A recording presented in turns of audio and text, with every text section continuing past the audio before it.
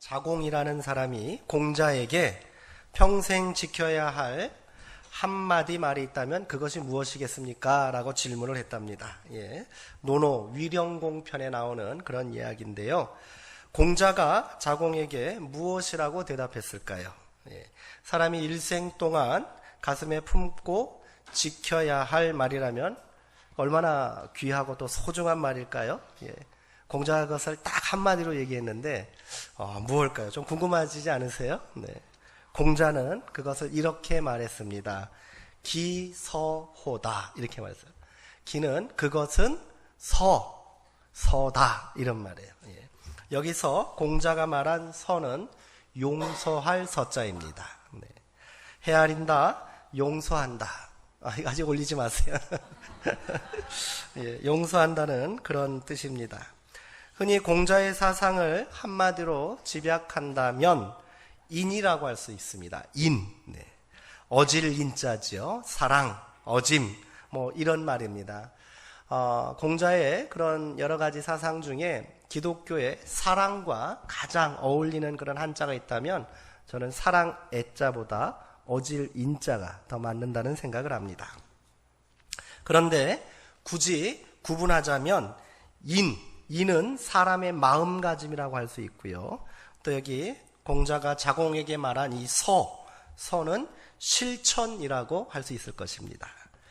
인의 이 구체적이고 실천적인 덕목이 바로 용서를 통하여 나타난다 이런 말이지요. 어쨌거나 공자는 우리가 평생 새기고 지켜야 할 한마디가 용서 이렇게 말합니다. 우리가 세상에 살아가면서 남을 헤아리고 또 배려하고 용서하며 산다면 우리의 인생도 그리 어긋나지는 않을 듯합니다. 예수님도 비슷한 말씀을 하셨습니다. 오늘 함께 읽은 본문이 바로 용서에 관한 그런 본문 아니겠습니까? 오히려 예수님의 가르침이 더욱 엄중하게까지 느껴집니다.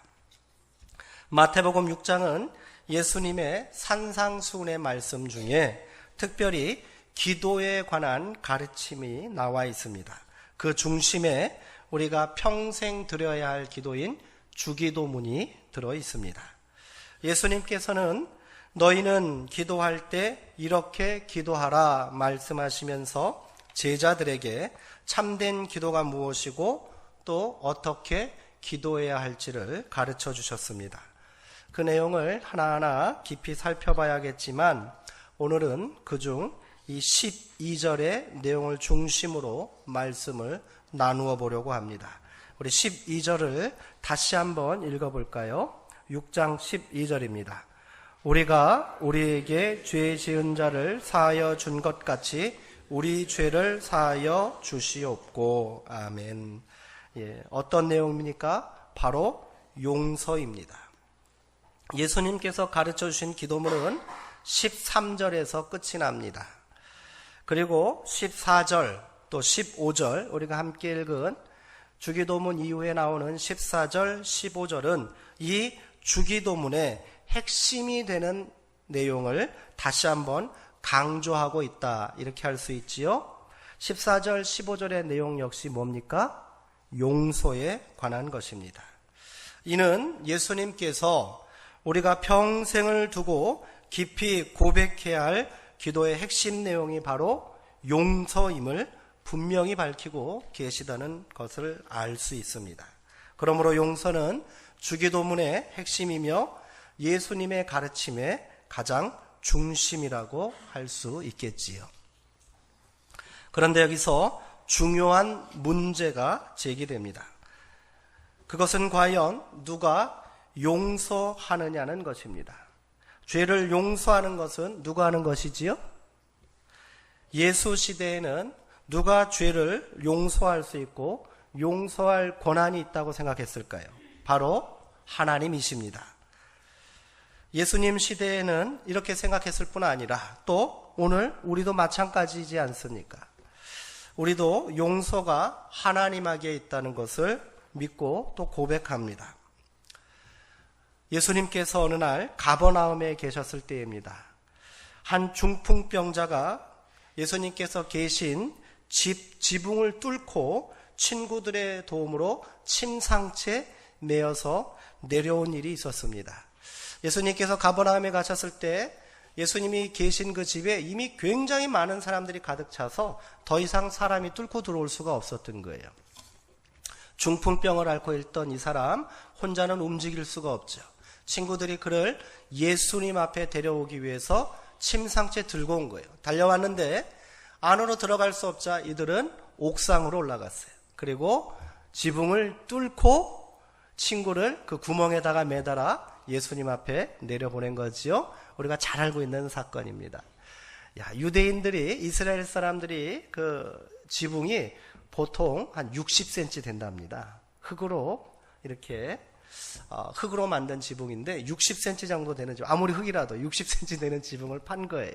그리고 그냥 한 사람만 내려올 것이 아니라 침상채 내려와야 되니까 굉장히 넓게 지붕을 뚫었을 거예요. 어찌되었든 예수님께서 그곳에서 많은 사람들에게 설교하고 계셨겠지요. 근데 이 일을 중단시키는 그런 사건이 발생한 거예요. 그가 내려오는 것을 보고 예수님은 그가 왜 이곳에 지금 내려오고 있는지, 왜 친구들이 그를 침상채에 메어서 지붕에서부터 내려보내고 있는지를 아셨을 것입니다. 예수님께서 그에게 이렇게 말씀하십니다. 작은 자야, 내 죄사함을 받았느니라. 이 사람이 지금 죄사함 받으러 온 거예요. 이 사람은 병 고치러 왔어요. 그런데 예수님은 그를 향하여 내 병이 나았다 말씀하지 아니하시고 어떻게 했어요? 내 죄사함을 받았느니라. 네가 용서받았느니라. 이렇게 말씀하신 거예요. 자, 이 말을 듣고 함께 있던 율법학자들이 어떻게 생각했습니까? 이 사람이 어찌 이렇게 말한단 말인가? 참담하도다. 이는 분명 하나님을 모독하는 것이다. 하나님 외에 누가 감히 인간의 죄를 용서할 수 있단 말인가? 율법학자들이 예수님을 대하는 태도가 불순한 면이 있기는 하지만 그들의 말이 아주 틀린 것만은 아닙니다. 이는 분명 그들 입장에서 보기에 신성모독이 맞습니다. 한낱 사람이 어찌 사람의 죄를 용서할 수 있단 말입니까? 자, 그렇다면 예수님께서는 죄를 용서하신 것이 하나님을 모독한 것이 아니라고 자신을 변호해야 할 것입니다. 그렇다면 어떤 방법으로 자신을 변호해야 될까요? 아마 두 가지 길이 있을 것 같아요. 하나는 예수님 자신이 하나님의 아들이라고, 하나님과 같은 분이라고 주장하는 것입니다. 하나님의 아들이니까 하나님과 같은 권한이 있고 따라서 죄를 용서하는 것이 신성모독이 아니다, 이렇게 말할 수 있는 거지요. 그러나 예수님께서는 공생의 초기 자기가 하나님의 아들임을, 자기가 신적 권세를 가지고 있었음을 사람들에게 알리지 아니하셨습니다. 제자들도 몰랐어요. 비밀에 붙이고 있단 말이에요. 이 자리에서 예수님께서 이렇게 말하실 리가 없습니다. 그러나 예수님 시대에 이렇게 말하는 사람이 있었습니다. 누구일까요? 나는 하나님의 아들이다, 하나님의 대리자다 말하는 사람들이 있었다는 거예요. 그는 바로 로마의 황제입니다. 전 세계에 패권을 쥐고 있는 황제예요. 로마의 황제는 스스로를 신의 아들이라고 말했고 또 더 나아가 자신이 신이라고 말했습니다. 그가 정복한 도시마다 황제의 상을 세워놓고 그곳에 나가서 경배하도록 강요했습니다. 그래서 황제는 신의 대리자로서 사면권을 가질 수 있었어요. 그리고 누군가를 용서할 수 있다고 선언할 수 있었고 생명에 대한 권한도 가지고 있다, 이렇게 주장했습니다. 그의 권세를 막을 사람은 하나도 없었겠지요. 또 다른 방법이 있습니다. 예수님은 하나님은 아니지만 하나님으로부터 이 사죄의 권한을 위임받았다고 주장할 수 있습니다. 율법에 따라 사죄의 제사를 주관하는 제사장들이 이에 해당할 것입니다. 실제로 이들은 제한된 범위이지만 제사를 주관하고 하나님의 신탁을 받아 사제를 선포하였습니다. 그중 가장 권위 있는 자들이 누굴까요? 대제사장들입니다. 그들은 아주 특별한 계층에 속하는 사람들입니다. 이들은 레위 가문 중에서도 특별히 아론의 혈통을 이은 자들, 그들이 바로 대제사장직을 감당할 수 있습니다. 그러나 예수님은 레위 자손입니까? 아론의 후손입니까? 전혀 상관없습니다.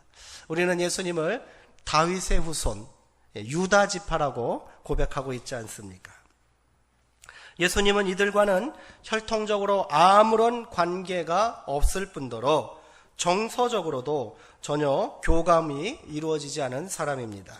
그러기에 성전 제사의 중심에 서 있는 대제사장을 중심으로 종교 권력을 독점하고 있었던 율법학자들의 눈에 예수님의 선언은 도무지 용납할 수 없는 망발이고 신성모독이 맞습니다. 두 가지 방법이 다 좋은 방법은 아닌 것 같습니다. 아직까지 자신의 정체를 비밀에 붙이고 있는 예수님께서 직접 자신을 하나님의 아들이라고 말하실 리가 없습니다. 그렇게 주장한다 해도 사람들이 믿지도 않을 거예요. 물론 자신이 대제사장과 같은 지위가 있다고 말할 필요는 더더욱 없습니다. 그렇다면 예수님은 이들을 향해 어떻게 말씀하셨을까요? 작은 자야 내 죄사함을 받았느니라. 어찌하여 이 자가 이렇게 말하는가? 신성모독이다. 흥분하고 있는 이 율법학자들을 향하여 예수님께서는 이렇게 말씀하셨습니다. 인자가 땅에서 죄를 사하는 권세가 있는 줄을 너희로 알게 하노라. 아멘. 그리하고서는 중풍병자에게 스스로 일어나 걸어가라 말씀하셨습니다. 예수님께서는 죄를 용서하는 권한이 하나님의 아들로서 이를 행하지 않으셨습니다. 하나님의 신탁을 받은 대리자로도 행하지 않으셨어요. 예수님은 인자, 즉 사람의 아들로 이를 행하셨다는 거예요. 용서하는 권한이 있다면 그것은 스스로 하나님의 아들이라고 참담하게 주장하는 사람들의 것이 아니며 하나님의 대리자를 자처하면서 사죄권을 독점한 것처럼 행사하는 그런 자들의 것도 아니란 말입니다. 땅에서 죄를 용서하는 권한은 이제 인자, 사람에게 있다라고 예수님은 말씀하십니다. 인자, 이것은 그대로 사람의 아들이라는 뜻입니다. 원래 인자라는 것은 굉장히 신학적으로 깊은 의미를 담고 있지만 저는 여기서 말씀하신 그 인자 개념은 그저 사람의 아들, 하나님의 아들이 아니다, 사람의 아들이다, 이렇게 말하는 것이 옳다라는 생각이 듭니다. 예수님께서는 사람의 아들로서 죄를 용서하셨습니다. 그리고 오늘 우리가 함께 읽은 주기도문에서는, 주의 기도에서는 죄를 용서하는 이 신성하고 준엄한 권세를 우리의 의무로 주셨습니다. 용서는 그러기에 사람이 반드시 실천하고 지켜야 할 신성한 권리이자 의무라는 것을 고백하셔야 한단 말입니다. 6장 12절에서 예수님은 이렇게 말씀하십니다. 우리가 우리에게 죄 지은 사람을 용서하여 준 것 같이 우리의 죄를 용서하여 주시고. 아멘. 이 기도는 참으로 엄청난 폭발력을 가진 기도임을 기억하시기 바랍니다. 정말 놀랍고 한편으로는 두려운 기도가 아닐 수 없습니다. 우리의 용서가 무엇으로 연결되는지, 그리고 우리의 기도가 얼마나 중요한지를 깊이 생각해 보셔야 한다는 거예요. 우리가 그저 의미 없이 주문처럼 외우고 있는 주기도문, 그것을 통하여 예수님께서 말씀하시려는 바가 무엇인지 오늘 우리가 함께 깨닫고 고백하게 되기를 소망합니다. 너희가 사람의 잘못을 용서하지 아니하면 너희 아버지께서도 너희 잘못을 용서하지 않을 것이다. 이어지는 6장 15절의 말씀입니다. 무슨 말입니까? 우리의 용서가 없다면 하나님의 용서 또한 없다는 말입니다. 무서운 말씀입니다. 물론 이 말이 우리의 용서가 하나님의 용서보다 더 중요하고 우리의 용서가 하나님의 용서를 결정하는 전제 조건이 된다는 말은 아닙니다. 기도와 용서는 하나님의 크고 놀라운 은총 안에서만 가능하다는 것을 우리는 잘 알고 있습니다. 그러나 우리는 우리를 용서받고 은총받고 그저 받고 또 받기만 하는 수동적이고 무능한 죄인의 자리에 우리를 남겨두지 않으신다는 거예요. 우리를 감히 용서하시는 하나님의 역사의 주인공으로 세우고 계시다는 것을 기억하시기 바랍니다. 너희가 용서해야 된다는 거예요. 우리가 용서해야 한다는 거예요.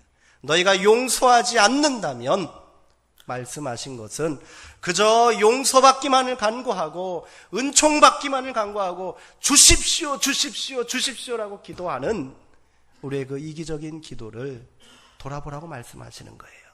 그저 받고 받기만을 바라는 것이 아니라 너희가 주어라는 거예요. 너희가 행하라는 거예요. 그 중심에 용서가 있는 거예요.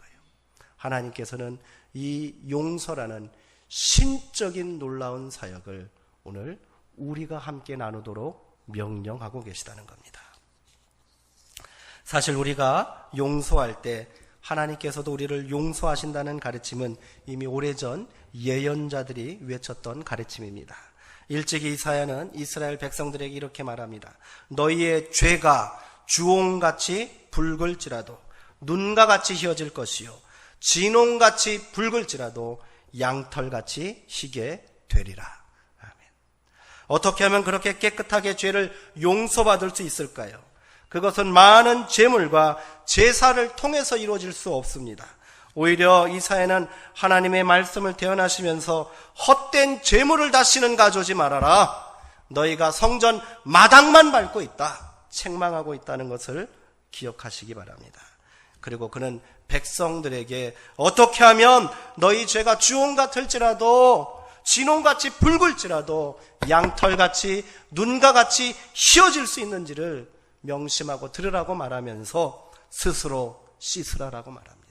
스스로 씻으라, 회개하라는 말이지요. 그렇다면 어떻게 스스로 씻고 정결해질 수 있을까요? 이사야 1장 17절에서는 이렇게 말합니다. 잘 들어보시기 바랍니다. 선행을 배우고 정의를 구하며 학대받는 자를 도와주며 고아를 위하여 신원하며 과부를 위하여 변호하라. 아멘. 스스로 정결하게 하지 않고 하나님의 용서를 구하지 말라는 말입니다. 그리고 여기서 더 나아가 자기 스스로를 정결하게 하는 방법은 그저 자기 반성, 성찰에 끝나는 것이 아니라 약한 자들 또 소외되고 연약한 자들을 도우라는 말입니다. 다른 사람의 고통을 풀어주지 않고서는 용서를 구할 길이 없다. 이렇게 말씀하시는 것과 같아요. 우리가 용서할 때 우리는 하나님의 큰 용서 안으로 들어갑니다. 그런데 여기서 뒤늦게 가장 기본적인 질문을 한번 던져보겠습니다. 그럼 용서라는 무엇일까요? 용서란 어떤 의미가 있을까요? 공자가 말한 서 한번 띄워주세요. 네. 용서할 서자요. 잘 보시면 용서할 서자는 같을 여자와 마음 심자가 합쳐져서 용서할 서자가 되는 거예요. 어떤 의미입니까? 용서라는 것은 뭐예요? 마음을 같이 한다는 거예요. 중요한 의미입니다. 용서는 그저 내가 아량을 베풀어서 그를 용납하고 그냥 견디고 참아내는 게 용서가 아니라 마음을 같이 하는 게 용서라는 거예요. 자, 그렇다면 이 서자에다가 용자를 붙여서 용서가 됩니다. 그러면 용서는 한자로 어떻게 쓸까요? 용서. 앞에 있는 용자가 무슨 용자예요? 얼굴 용자예요. 그러기에 용서라는 것을 다시 한번 풀이해 보겠습니다. 얼굴을 맞대고 마음을 같이 하는 것. 이게 용서예요. 내가 아량을 베푸는 게 용서가 아니에요. 얼굴을 맞대고 마음을 같이 하는 것. 이게 바로 용서란 말입니다. 성경에서도 마찬가지입니다. 이스라엘 백성들이 애굽에서 고통받고 신음하고 있을 때 하나님은 마음이 아프셨습니다. 그래요. 하나님은 얼굴을 맞대시고 마음을 같이 하시어 이스라엘 백성들과 함께 마음을 통하셨습니다. 하나님의 마음과 사람의 마음이 통했을 때 하나님께서 우리를 긍휼히 여기실 때 그때 용서의 사건이 일어난다는 거예요. 그러므로 출애굽 사건은 용서의 사건이다, 이렇게 말할 수 있는 거예요. 하나님께서 얼굴을 맞대고 우리와 마음을 같이 하셨기 때문에 해방의 역사가 일어난 거예요. 출애굽은 용서의 사건이라는 겁니다. 예수님은 갈릴리에서 가난하고 병든 사람들의 고통을 보시고 아파하셨습니다. 긍휼한 마음입니다. 그래서 고통당하는 사람들에게 가셨습니다. 찾아가셨고 그들의 병마를 풀어주셨고 가난한 사람들을 하나님 나라의 주인공으로 세우셨습니다. 배고픈 무리를 위하여 떡을 나누어 주셨고 오라비가 죽어 슬퍼 우는 가련한 여인들과 함께 우셨습니다. 이것이 바로 용서의 사건이라는 거예요.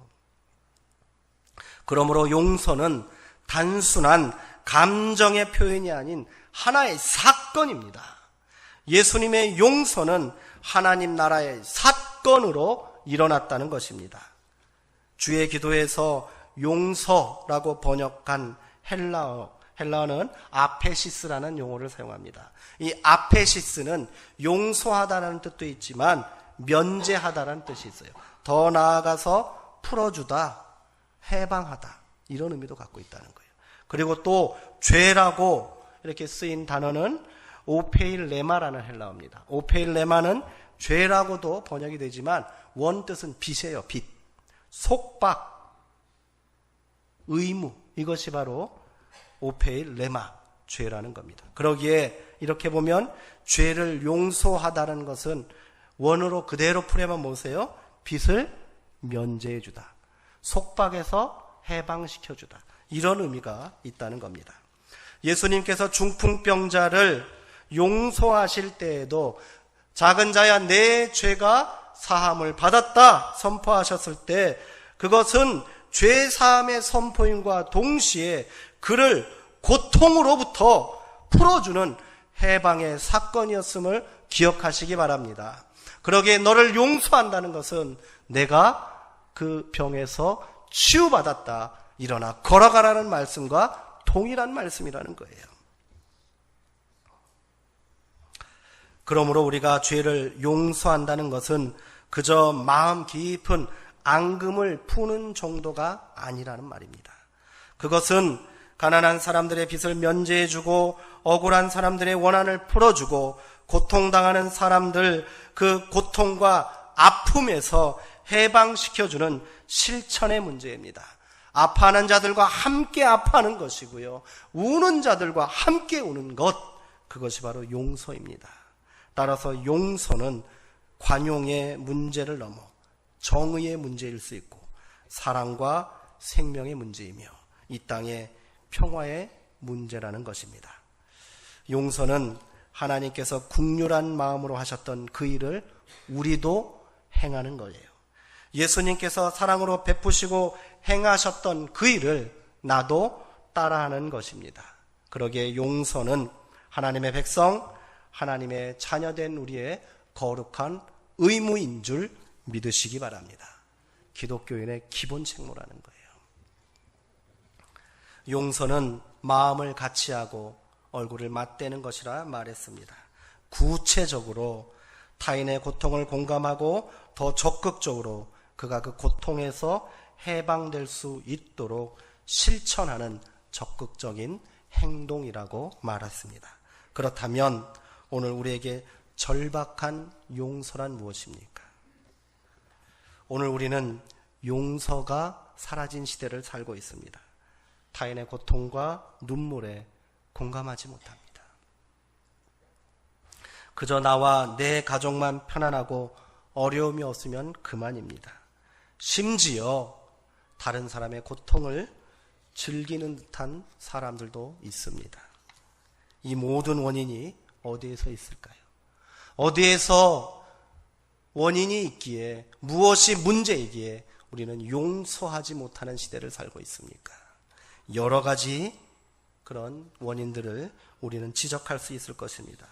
그러나 저는 여기서 한 가지만 우리가 함께 발견하고 또 경계하기를 원합니다. 그것은 이 시대를 지배하고 이 시대를 강력하게 통치하고 있는 세력입니다. 그것이 무엇일까요? 돈입니다. 2000년 전 예수님은 하나님과 대적할 만한 가장 강력한 세력을 뭐라고 말했을까요? 재물이라고 말했습니다. 너희가 두 주인을 섬길 수 없다. 하나님과 재물을 겸하여 섬길 수 없다고 말했어요. 2000년 전 예수님께서 그리 말씀하고 계신데 오늘 하물며 물질 만능의 시대를 살고 있는 이 땅을 말해서 못하겠습니까? 물질 만능의 시대를 넘어 돈이 주인되고 신이 되는 만몬의 시대입니다. 돈을 하나님처럼 섬기는 세상이 되었단 말입니다. 신앙인들도 예외 아닙니다. 교회도 예외 아니에요. 사람의 생명도 돈으로 계산되는 그런 시대입니다. 가치와 판단의 기준도 돈에 의해 결정됩니다. 가나안에 정착한 이스라엘 백성들은 모세의 경고에도 불구하고 바알을 간음하듯 섬겼습니다. 바알은 단순한 가나안 땅의 우상이 아닙니다. 그것은 물질의 풍요, 성공을 대변하는 저급한 탐욕의 신입니다. 자신의 성공과 풍요를 위해서라면 남을 착취해도 되고요, 억압해도 되고 정복하는 것이 하등 문제가 될 거 없다고 말하는 신입니다. 오늘 우리의 시대가 바로 이러합니다. 강력한 바알, 돈이 이 시대를 지배하며 마치 하나님처럼 군림하고 있으며 또 사람들은 그것에 열광하고 있습니다. 그러기에 이웃을 보지 못하는 거예요. 옆에서 눈물 지고 있고 탄식하고 아파하는 사람들에게 관심이 없습니다. 당장 내 배를 더 채워야 되겠고 당장 우리의 곡간을 더 채워야 되겠다고 골몰하는 것이 오늘 우리의 모습이란 말입니다. 수많은 사람들이 돈 때문에 고통받고 있지 않습니까? 많아서도 걱정이고 없어서 걱정입니다. 가정이 파탄나고요. 부모 자식 간에 천륜을 저버린 비행이 자행됩니다. 젊은이들은 졸업과 함께 신용불량자로 전락합니다. 삶의 벼랑 끝에 몰려 자살하는 사람들도 많습니다. 얼굴을 맞이하고 마음을 같이 해야 하는 대상이 이웃이고 형제일진데 그 자리에 돈이 자리 잡고 있으니 우리는 감히 하나님을 향하여 용서를 구할 수 없는 자들인지도 모르겠습니다. 용서를 구합시다. 탐욕으로 이성이 마비된 이 시대를 위해 그 가운데 아무런 생각 없이 살았던 우리 자신을 위하여 용서를 구합시다. 나의 가족의 안위만을 위해 골몰했던 우리의 이기적인 욕망에 용서를 구하십시다. 나의 상처와 고통은 잠시 뒤로 하시기 바랍니다. 이웃의 고통과 아픔을 공감하고 함께 합시다. 그래야 나도 용서받고 그들도 용서받게 되는 줄 믿습니다. 거룩한 주일, 오늘 우리가 구해야 할 용서가 여기 있는 거예요. 우리 가운데 절망과 고통으로 탄식하는 이웃이 있다면 그들을 위하여 눈물 흘리시고 마음을 같이 하셔야 합니다. 그래야 우리가 감히 하나님을 향하여 우리가 우리에게 죄 지은 자를 사하여 준 것 같이 우리 죄를 용서하여 주옵소서. 이렇게 고백하면서 하나님의 나라가 하늘에서 이루어진 것 같이 땅에서도 이루어지게 하소서 고백할 수 있게 될 줄 믿습니다. 어찌 나의 삶의 자리만 한탄하고 한숨 짓고 계십니까? 내가 지금 얼마나 힘든데, 내가 지금 얼마나 고통 가운데 있는데, 예수님께서 사망 권세를 이기시고 부활하시어 우리에게 참 생명, 하나님의 자녀된 권세를 주신 이유가 어디에 있겠습니까? 그것은 바로 이 땅 가운데 있는 절망과 탄식 가운데 있는 이웃과 형제들을 위하여 용서의 기도를 행하라는 것 아니겠습니까? 주기도문은 단순한 기도문이 아니라 우리 삶의 진실한 고백이 되기 위하여 이제 우리 용서해야 합니다.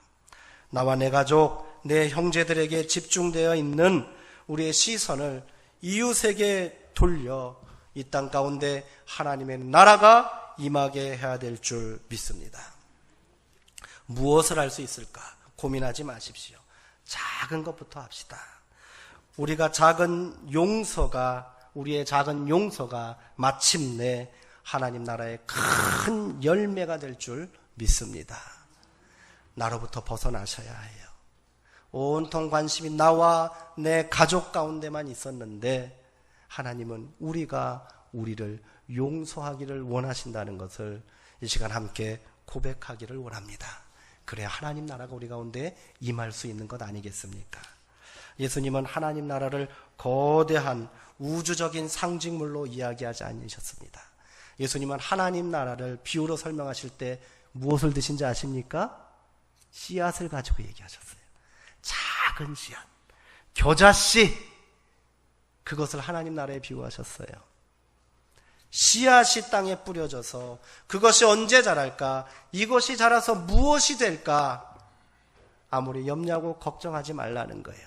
마침내 그것이 자라서 큰 숲을 이루고 그곳에 새들이 깃들어 안식하게 될 것이라고 예수님은 말씀하셨습니다. 무엇을 위해 기도하십니까?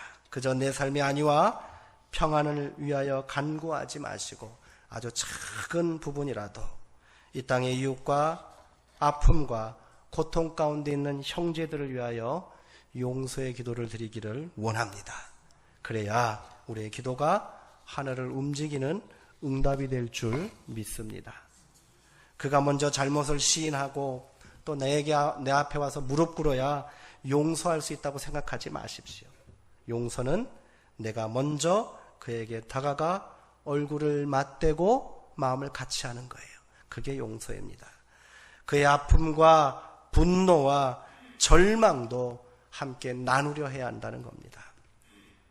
용서는 의지와 결단으로 하는 것이 아닙니다. 내 안에 편견과 고집을 내려놓고 내 안에 상처와 고집에만 집착하지 말고 상대방을 바라보아야 합니다. 하나님 나라가 그곳에 임하게 될 줄 믿습니다. 절대로 용서할 수 없는 인생은 없습니다. 하나님께서 우리를 용서하셨잖아요. 그러기에 우리도 그리해야 될 줄 믿습니다. 그곳에 온전한 화해와 생명의 역사가 일어나게 될 줄 믿습니다. 마지막으로 남미 우루과이에 있는 한 작은 성당에 쓰여져 있는 주기도문이래요. 한번 들어보셔요. 하늘에 계신 이라고 하지 말라. 세상의 일에만 빠져 있으면서. 우리라고 하지 말아라. 너 혼자만 생각하며 살아가면서. 아버지 하고 말하지 말아라. 아들, 딸로서 살지도 않으면서. 아버지의 이름이 거룩히 여김을 받으시오며 고백하지 말아라. 자기 이름을 빛내기 위해서 안간 힘을 쓰면서. 아버지의 나라가 임하시오며 하지 말아라. 물질 만능의 나라를 원하면서. 아버지의 뜻이 하늘에서 이룬 것 같이 땅에서도 이루어지이다 하지 말아라. 내 뜻대로 되기를 기도하면서. 오늘날 우리에게 일용할 양식을 주옵시고 하지 말아라. 가난한 이들을 본체 많지 하면서. 우리가 우리에게 죄 지은 자를 사하여 준 것 같이 우리 죄를 사하여 주옵시고 하지 말아라. 누구에겐가 아직도 앙심을 품고 있으면서 우리를 시험에 들게 하지 마옵시고 하지 말아라. 죄 지을 기회만 찾아다니면서 다만 악에서 구하옵소서 하지 말아라. 악을 보고도 아무런 양심의 소리를 듣지 않으면서 아멘 하지 말아라. 주님의 기도를 진정 너 자신의 기도로 바치지 않으면서 함께 기도하겠습니다.